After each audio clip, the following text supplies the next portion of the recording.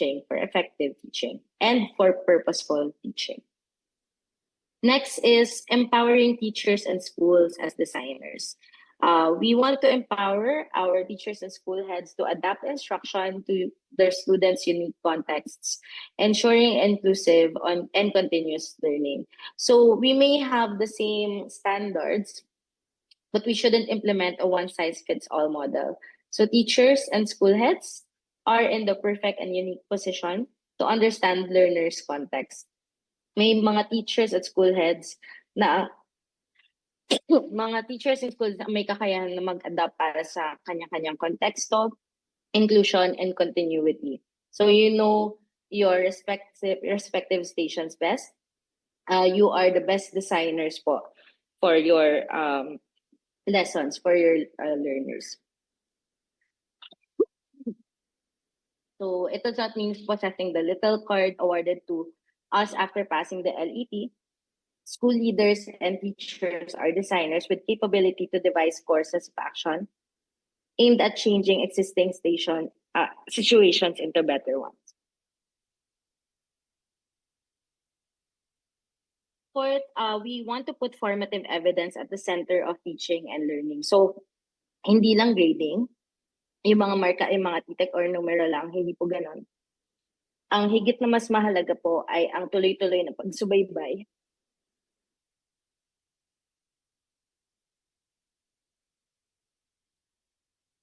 kung natututo yung mga mag-aaral. So better planning, better assessment, and better pacing.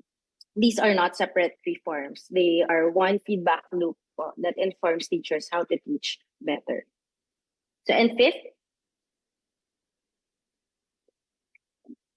well-being is part of learning quality. So hindi po magiging afterthought ang wellness. Hindi natin sisikaping sagipin ang hindi natin sisikapin na pilitin kung hindi kakayan. Ang wellness ay kasama sa disenyo ng pagtuturo at pagkatuto. It's an integral part of learning. So together, these policies aim for a humane system for teachers, for learners, for families and parents. These protect the condition for real learning to happen. So in teaching and learning, wellness is crucially important. It fuels engagement, it deepens understanding, and sustains the desire of learners to learn. Wellness ay pampasiklab, no? Susi sa pagiging malalim at hindi mababaw at nagpapanatili ng pagnanais na matuto. So all of these principles guide everything that we are doing, and we use them as connecting threads to all of the new DepEd orders and policies. So at this point, let me pause and invite you to find a partner in your viewing stations and share your response to the question. Which of these do you feel most important in your classroom right now? Alin po dito sa mga guiding principles po natin ang tingin niyo po na pinaka-importance? We'll give you a few seconds to share with your partner po. For those in the viewing stations, for those sa YouTube naman po, we would love to hear your thoughts. You may type in your answers po in your comments.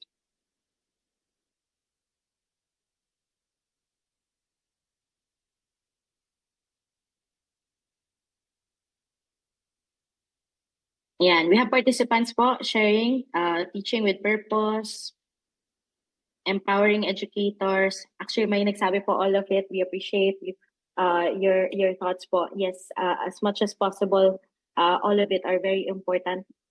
That's why when we design po yung ating mga policies or proposed reforms, ito po talaga lahat na guiding principles ang kinonsider po nating lahat, no? Ayan, marami pong nagko-comment. All of the above. Yes, thank you so much. Teach with purpose, empowering educators.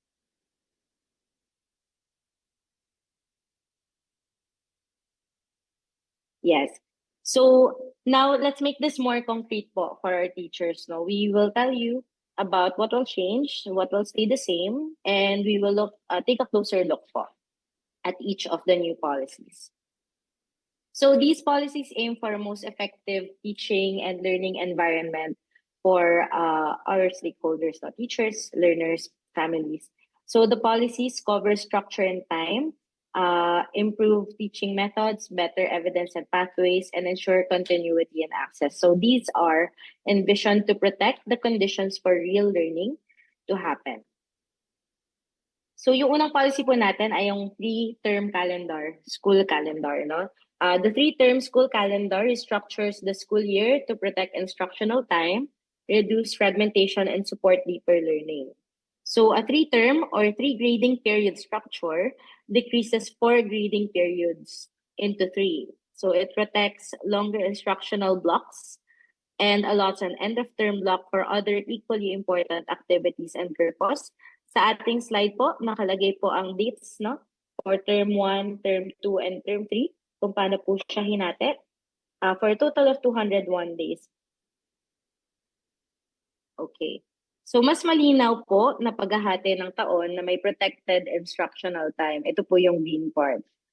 May tamang panahon din, nakakalendaryo para hindi sumisingit o hindi pasulpot-sulpot na nakalaan para sa yung mga araw para sa assessment, remediation, co- and extracurricular activities and wellness. Yung orange naman po yon, no? So as you can see here po, we have 4 to 5 days for opening block for term 1, 61 to 62 days per term for the instructional block dedicated for teaching and learning with minimal disruptions due to non-academic activities. And we have the end of term block for grades computation, preparation, checking of school forms, parent-teacher meeting and report cards distribution, remediation, other teaching-related tasks, co- and extracurricular activities, inset, and wellness break, no, among others. We also indicated here also for the summative exams now, just to give an overview of the timeline per term. So while these will stay the same, we'll still teach the same competencies. We will still assess learning. We still have the same start and end of the school year, June to March, with April as the teacher's break. No, so what's new? 3 grading periods instead of 4, longer teaching blocks, fewer interruptions during instruction. What stays the same po? We'll teach the same competencies, still assess learning, same start and end of school year, with April as teacher's break. So this will allow teachers to have more continuous time to teach, less rushing, and less catching up. Okay. So next po, lesson planning reform. So yung lesson planning reform po transforms the lesson planning process from a compliance-driven task into a more focused, flexible, and meaningful professional practice. No? Ang layunin po natin, hindi dagdagan ang laman ng lesson plan format o gawin itong mas komplikado. Ang kabaliktaran po yung gusto natin. No? So we want to make it more simple, mas nakatuon sa learning ang lesson plan at sa lesson planning process itself. So sa simpleng lesson plan at sa mas simpleng lesson plan, mas malinaw ang instruction, walang mga mas maraming oras para sa mga bata. So lesson planning is now one streamlined lesson plan format.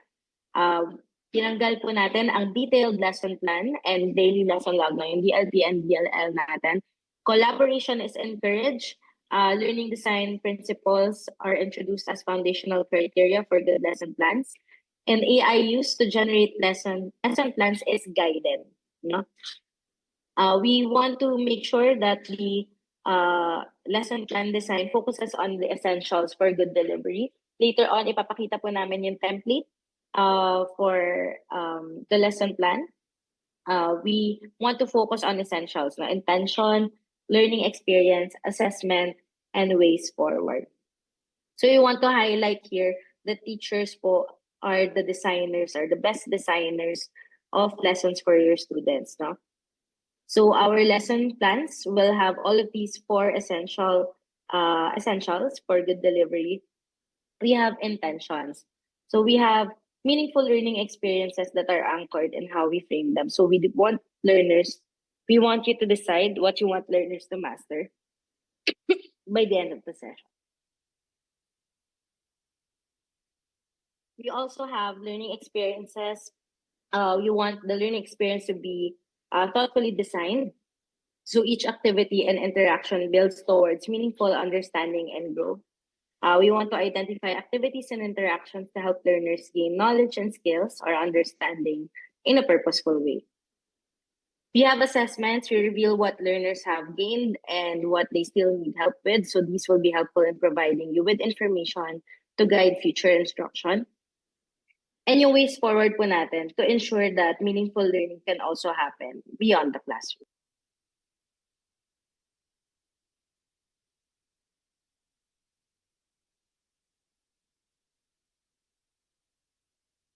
Ayan. So, ito po yung mga mababago. One, simplified lesson plan format, less emphasis on form, more on clarity, more on flow. So we also want more flexibility to adjust the pedagogical models and strategies. We want to highlight that there is a guidance for AI use, no? Later on, mas maipapakita po natin yung different allowable, limited, or prohibitive use of AI. We also have instructional coaching, which should be more supportive rather than punitive, and core learning design principles and teaching strategies as starting point. What stays the same, we will still plan lessons and we'll still define objectives, activities, and assessment. Overall, less paperwork, more thinking about how students actually learn.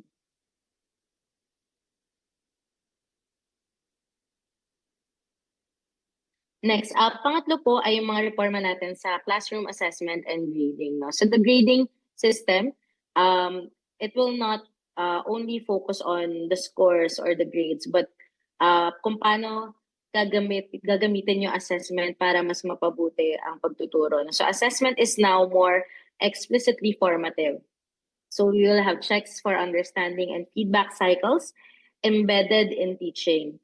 Key stage 1 will move away from numerical towards descriptive and evidence-focused grading, while key stage 2 to 4 retains numerical grades, but will transition away from transmutation table. So magiging zero-based na tayo. So mas malinaw na feedback, mas balancing assessment, at mas nakatutok sa learning, hindi lang sa grades, no? So kasabay po nito, yung pagbabago natin sa ating awards and recognition system na nakatuon sa positive reinforcement, academic excellence, leadership, at special recognitions. So may mga pagbabago man, what remains the same is that we will still assess learners and that there's still marks at the end of each term.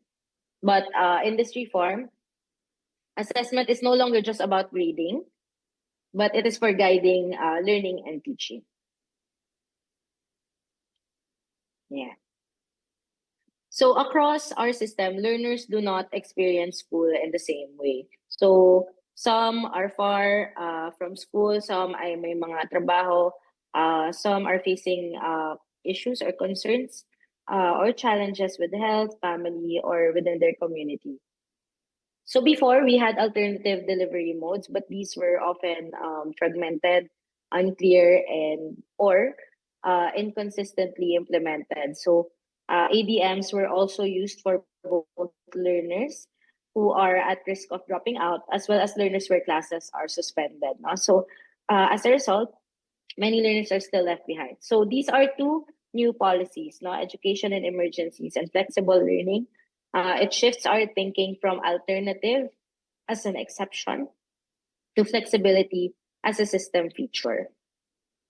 So first for our flexible learning program, the flexible learning program aims to ensure that every learner can access quality education regardless of context, circumstance, or disruption. So before, schools had to navigate multiple policies. Now they are in a unified framework.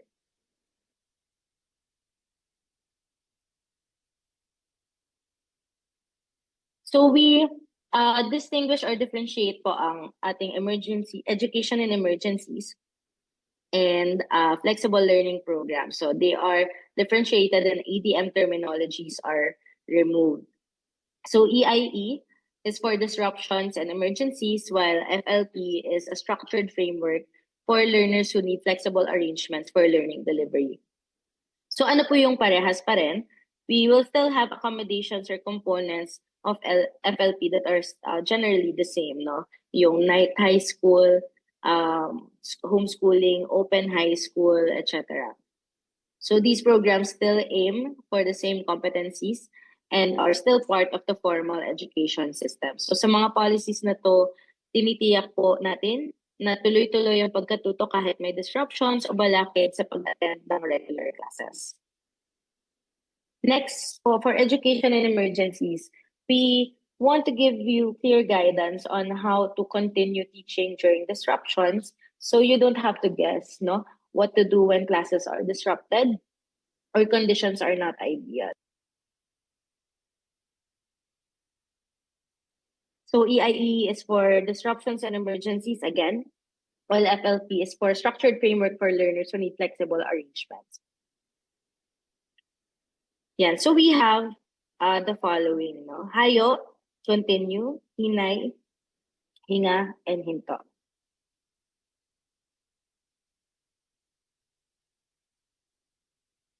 So nilalayan ng reformang ito na mas klaro ang ating mga aksyon sa bawat sitwasyon.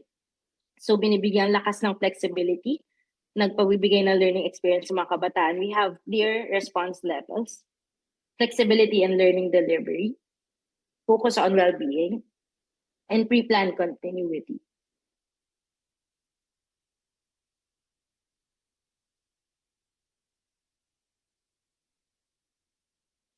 Ayan. So what stays the same, LGU still announces suspensions. We use alternative modalities, ensuring suspensions will still teach and organize learning.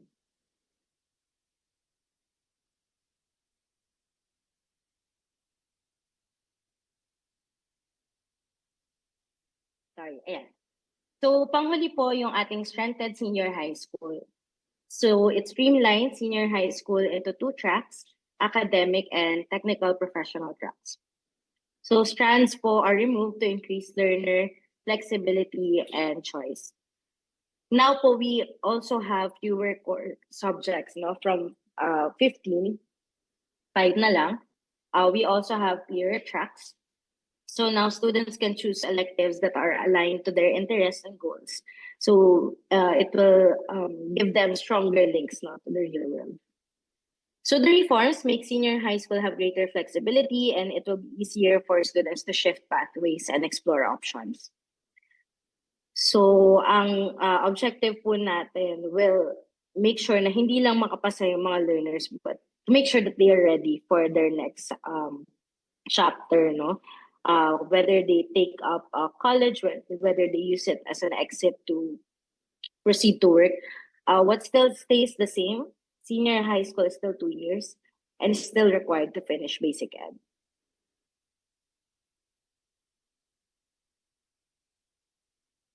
Next, work immersion, field exposure, and art apprenticeship. So sa makabagong polisiya po ng work immersion, mas pinalawak po ito para makasama ang apprenticeship and field exposure at binigyan ng opportunity po na mas palalimin ang work immersion with a higher range, no? With a range from 320 to up to 640 hours.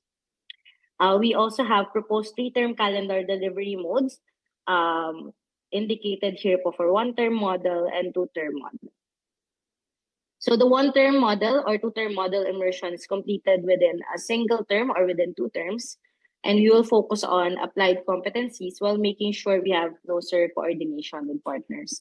So with these changes, we align curriculum competencies, and teachers still guide and mentor our learners. So this policy aims to strengthen po yung experiential learning ng ating learners so that they can apply what they learn in real life settings, no? Whether it's for work, for further studies, or creative practice. So our aim is to make their learning more relevant and purposeful. So when we view all of these policies, no, these reforms, if isa-isa po natin siyang titignan, it can feel like marami pong pagbabago. But with the big picture po, we hope we can paint, we have painted a clearer picture na that a system that is more aligned, more coherent, and focused on learning.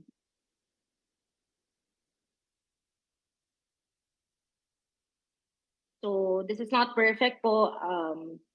Talagang it's going to be an ongoing process, and it's going to be a continuous dialogue from central, regional, division, all the way to the school level. So this is not perfect, but it is a step towards redefining our system. Remember po earlier what we said, that every system is designed to create the result it's designed to produce. No? So with the proposed reforms, we hope to change the outcome as well. So together, kapag isang direction po tayo, makikita natin ang pagbabago. So yung tunay na sukatan ng reforma ay hindi kung gaano ito kaganda sa papel, kung hindi, paano ito nararamdaman sa classroom. No? Kayo po, our teachers, ang ating mga learners, kung paano nyo po nararamdaman ng reforma, that is how we know that the system is taking effect. So isang sistemang makabago, isang direksyong malinaw para sa mas makabulahang pagkatuto. Thank you so much po.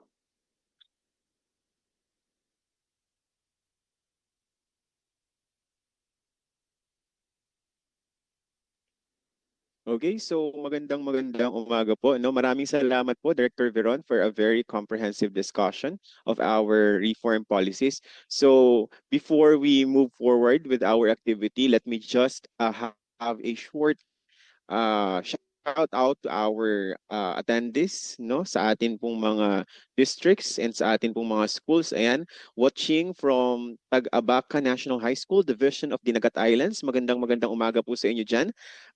Meron din po tayong mga viewers from Dansalan Primary School sa PAD District Division of Lanao del Norte. Hello po, magandang umaga po sa inyo. And of course, our fellow teachers from SDO Benguet and also from Agusan del Norte Division. Ayan po, magandang umaga po sa ating lahat. And I hope we will continue watching and of course, learning, no, in our discussions for today. So at this juncture, because our content is dense and we will give brain breaks throughout the day to help us recall and process the information, we will have our brain dump. Okay?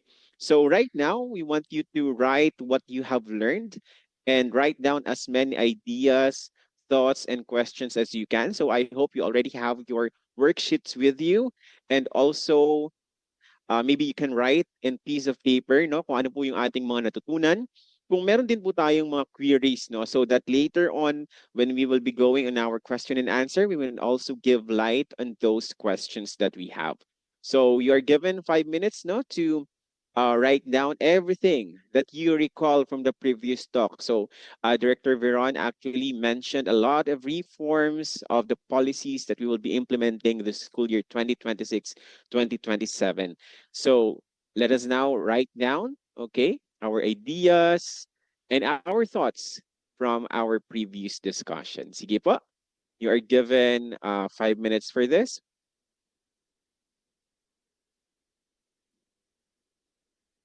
Okay.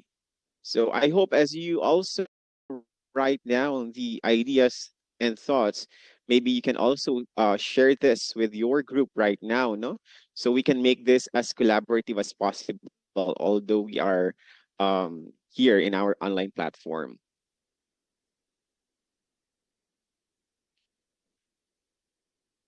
Ayan, so I hope meron tayong sige po. So you can also message your learnings in our live chat in YouTube, no? So that I can also read your comments, no? Sige po.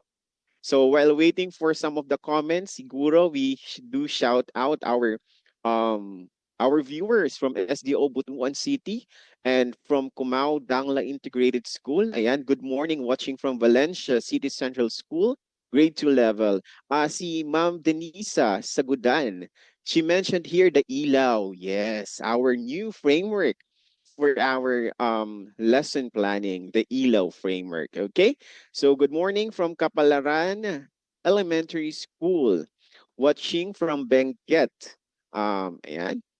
Watching from Benguet Palatong Elementary School. And you can also message your ideas, your thoughts, or your questions in our YouTube live chat for real time, no? Yan, para po real time mabasa po natin. Yan. We learned that in lesson planning, nakapaloob ang intention, learning experience, and assessment. And what's the W? We have the ways forward. Ayan po, no? And napakarami nating mga comments. So I like it because we're really very active in our, while we do our online orientation. Ayan, meron pa po si someone I guess the name is someone I guess. Education emergencies is teacher and learner friendly. Well, that's good. Okay. Sige po. Um, Ayan po, watching from SDO Ozamis City and from Makawa Elementary School SDO Miss Samis Occidental. Hello po sa inyo dyan. Magandang umaga po. So I hope we are learning a lot from our discussions. And also, Junare Colosado said that teachers are the best designers. Ayan. So, okay. Watching po from Botigan National High School, SDO Mountain Province. So ayan po, maraming salamat po doon sa ating mga responses sa ating live chat sa YouTube, no? Doon sa kung ano po yung ating mga natutunan. And I can already read here questions, no?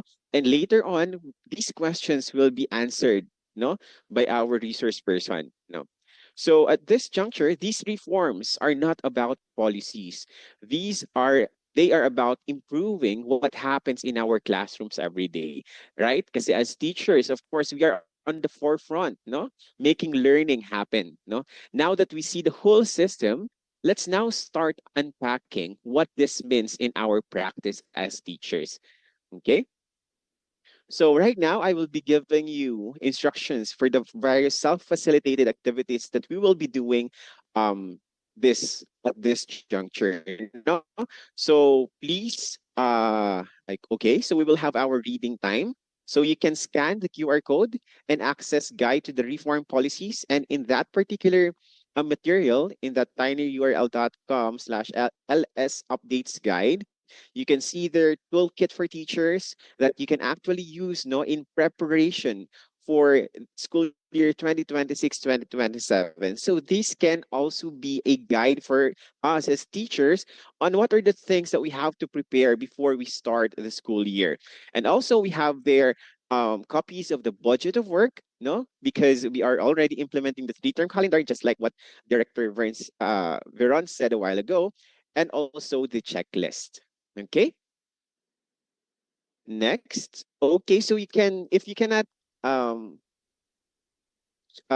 access the QR code, you can also go to deped.gov.ph. Okay, and then you just click the programs there, and then guide to LS updates. Okay, you can just click that, and eventually it will route you to the website or the link, where you can access all the materials uh, that was mentioned a while ago. No, and just to note as well, okay, regarding our budget of work following the three-term calendar, because we already provided, right, in depth Ed Order 9 Series 2026, we already provided there copies of the budget of work.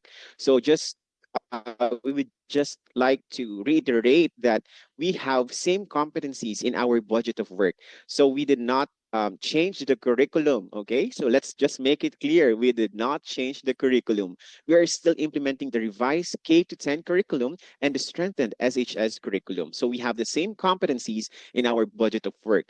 But what we did is we have 3 terms instead of the 4 quarters. So what we did is we just compartmentalized the learning competencies from the 4 quarters into 3 terms. And it is also important for us to note that the budget of work recommends the number of weeks necessary to deliver particular learning competencies.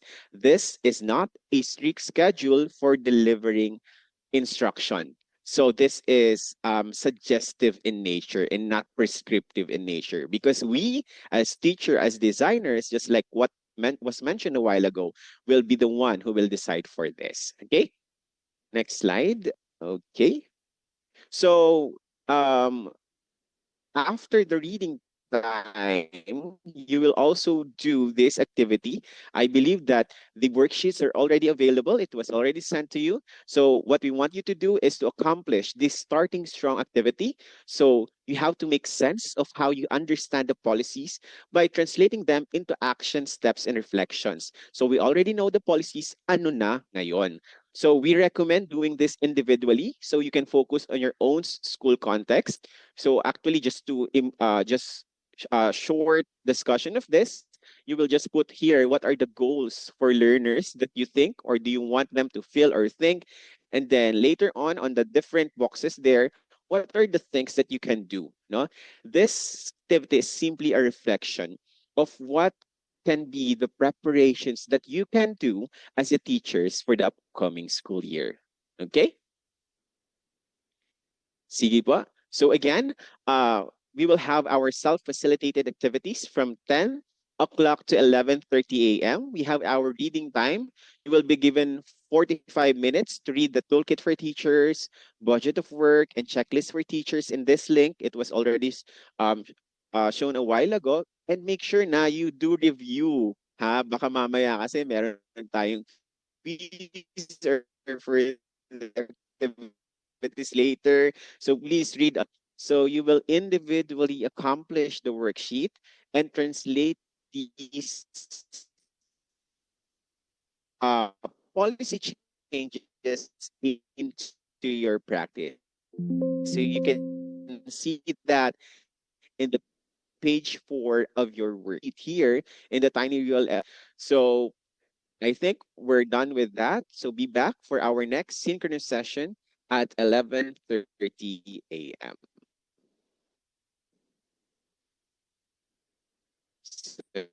So good morning and